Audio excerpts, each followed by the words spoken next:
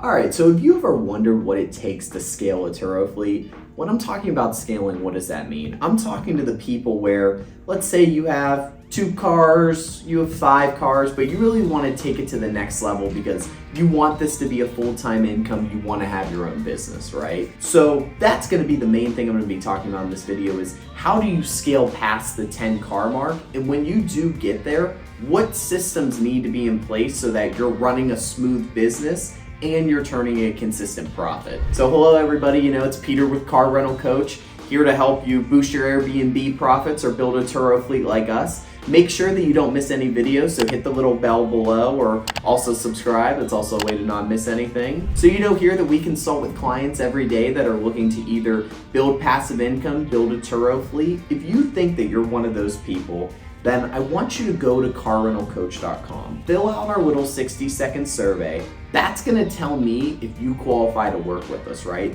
If you do, then it'll actually prompt you to schedule a call with me where I'll be talking with you, seeing if we can really take your business to the next level. So to get into the meat and potatoes of this business, the first thing that I wanna talk about is acquiring capital.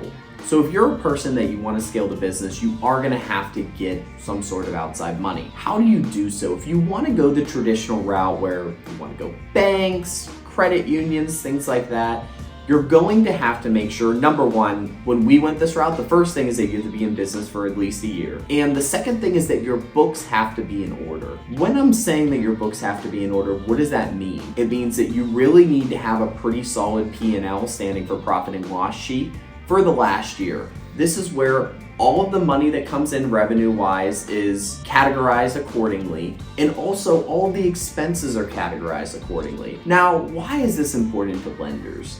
This is important because this is where they're going to see how good are you with the money management of your business, right? So if they go in your profit and loss and they see, oh, you're operating at a 20% margin, but the margin could have been 50%, but you spent 30% of the profits going to dinner, they're gonna be like, I don't really know if this person is someone that's really good with money. I don't know if I wanna give them funds so they can spend it on all these dinners or maybe some other elaborate expenses, right? Other thing I want you to look into is what is the revenue potential for the type of cars that you're dealing with specifically, right? So I know what the revenue looks like for us. We deal in economy cars for anybody that watches this channel.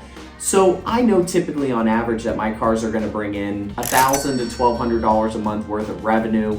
We run at about a 50% margin right now with a full staff. You need to look at it specifically for your numbers to see what is your revenue potential. So if you're specifically SUVs, if you're specifically luxury cars, or if you're economy cars like us, you need to look at that revenue, take away all your expenses, and see what it breaks down to profit-wise. Why I said take away is in deduct from the revenue your expenses to figure out what your profit is going to be. But that's a super important thing when it comes to moving forward. Now, the next thing that I want to talk about, and this is a little bit of a mindset conversation, is when it comes to what is the operation of your business going to look like. Now, once you get up to 10 cars, this is something that turns into a full-time business. What do I mean when I say that? I mean the checking in and checkout process, because you have to do it with cars that are coming back on a daily basis now. Communicating with guests. There's a way that you have to communicate with your guests to continue to get good reviews. The maintenance of the vehicles. With 1 or 2 cars, it's not that bad, but when you get up to 10 cars, you have to be checking on them consistently. Do they need tires? Do they need oil? Do they need the regular maintenance? Those are things that you have to be looking at. Now, when it's just you, okay, you can try to handle as much as you can. But I'm a big proponent of the fact is that you don't want to be working, or let me rephrase, you always want to be in the weeds of your business so you understand what the day-to-day looks like. But when you're trying to scale a company, you want to make sure that you bring people in to do some of these more mundane tasks, right? So when it does come to the cleaning of the cars, the checking in and checking out, the talking to your guests, all of these things, you want to systemize them so that you can continue to work on the business and not in the business. So what I'm saying here is that it's less time on the day-to-day. Now you should understand the day-to-day, which is why I recommend you do all these tasks before you do hire it out. But you want to work on the business as in, okay, how am I building relationships with financiers? How am I making sure that I'm acquiring cars for the right price?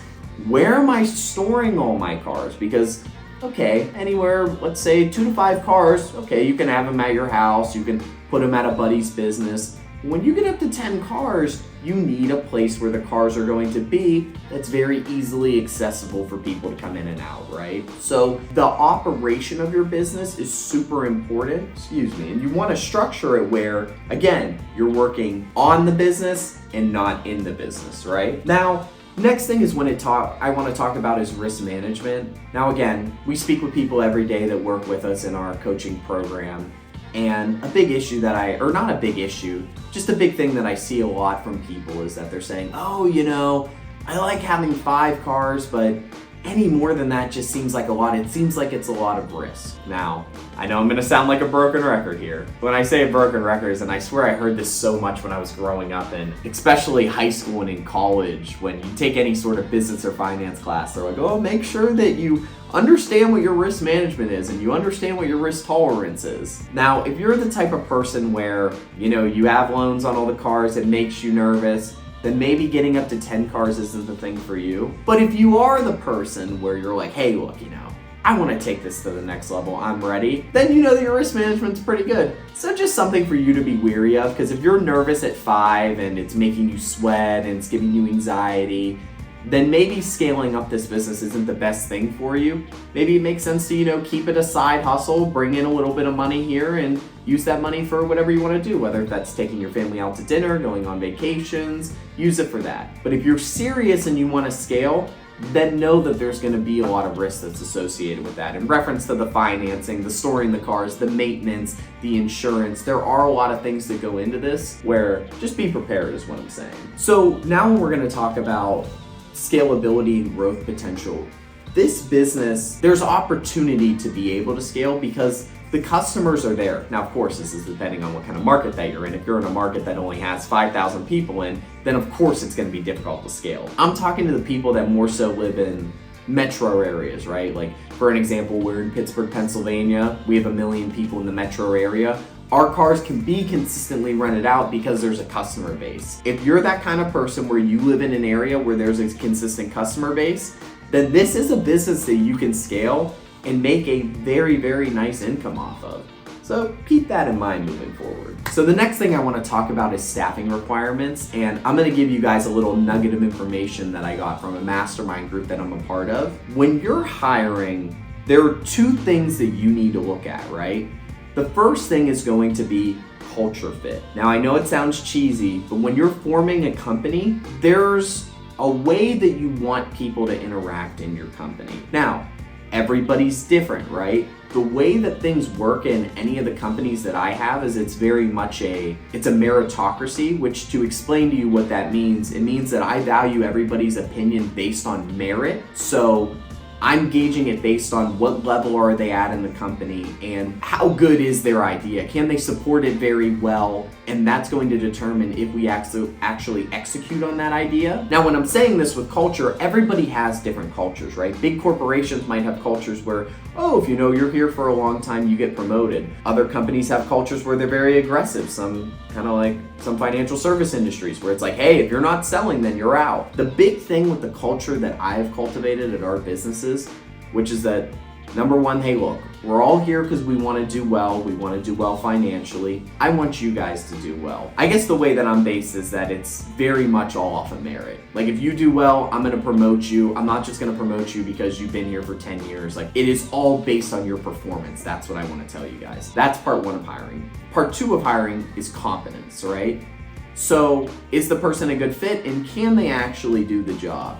Now, contrary to popular belief, what I learned at this mastermind event is that, and I practice this myself, it's more important to hire for, is the person a good fit for your company versus the competence. Now, of course, the competence has to be there, but if that person doesn't fit into your environment, then there's no amount of competence that's going to save them. Now, when I say this, I mean is that if you have a ton of people that fit a culture, let's say for a prime example, just like how my culture is, it's based off of performance, right? And you have one person that comes in and they're a very entitled person, right? They're like, well, you know what? I worked at so-and-so big corporation for 5 years. I think I deserve this much money, this kind of perks, and I I don't need to work as hard as everybody else because of the experience that I have. That person would not work well in any of my companies. Number one, because I'm not an entitled person, so I don't like anybody that's like that. Not that I don't like anyone that's like that. People of that nature don't work well with me, and I don't hire people that are entitled. So that person will drag down my culture because them acting like that, even if they are super competent, they get great results, it's gonna cause a little bit of buzz in the company. People are gonna be like, that guy's not so great or whatever. It just causes unnecessary problems that you don't wanna deal with. Again, what I'm trying to say here is that if somebody's a good culture fit, you can train them on the competence part. If somebody has the competence, it's very hard to train them on the culture part. Again, you can't change a person's personality, especially when we're adults. The personality they come in with, that's most likely the person that they are. Significantly harder to change that, but teaching somebody a skill, now that's something that you can do. I know I kind of went off on a little tangent there, but to me that's ultra important when you're bringing people onto your team because you have to have the same values and goals. You don't necessarily have to like everybody, but the values and goals do have to align to be able to scale up a company. So by following these steps, this is going to be the way to scale. And kind of to reiterate the steps is first thing when it comes to investment capital. Make sure that you're setting up your business in a way that you can actually get capital and lenders will take you seriously. Second is going to be revenue potential. Make sure that you are evaluating your fleet to see how much revenue that you can get and then break it down to see what your profit looks like so you know how much money that you're working with. Next is what do your operations look like? Are you hiring the right people? Are you expanding in the right ways and do you have a lot to be able to host all your cars? Do you have standard operating procedures in place for how you take the before and after pictures, how you clean your cars, how you deal with your guests? That's super important when it comes to the operations. Next is going to be risk management. Do you know how much risk that you can take? If you have anxiety about 5 cars, then trust me, it's gonna get a lot more with 10 cars. So really gauge to see where you're at to see is this business the right business to scale? Or is it the right thing to keep a side hustle? Next is going to be scalability and growth potential. Again, this is a business to scale. It is very market-based, so make sure that you're looking at your market to see is it the right market to scale in. And the last thing is when it comes to staffing. When you're staffing, make sure that you're building a solid company culture and of course that you're hiring on competence, but the big thing is to make sure that people are a culture fit. Because just like I said, you can't change a person's personality, but you can teach them how to do a skill. So remember that going forward. Again, guys, this is Peter, a car rental coach. If you're interested in taking your business to the next level, I want you to go to carrentalcoach.com, fill out our 60-second survey. I will see if you're qualified to work with us. So hopefully I see some of you guys soon on a call.